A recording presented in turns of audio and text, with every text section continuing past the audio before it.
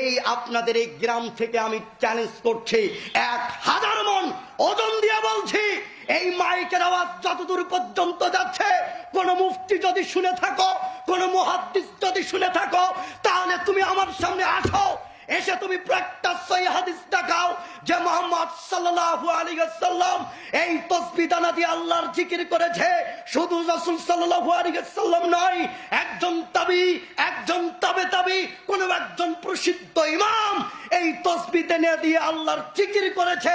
যদি তুমি প্রমাণ করতে পারো, তাহলে আমি এই সাতনাই পাড়া থেকে বলে যাচ্ছি, এখন এই প্রমাণ হয়ে গেলে এই জায়গাতেই আপনাদের পায়ের জুতা দিয়ে আমি গলা বানিয়ে মালা বানিয়ে এইখান থেকে চলে যাব, জিন্দিগিতে নীলফামারীতে ঢুকবো না। 1000 মন ওজন দিয়ে বলছি।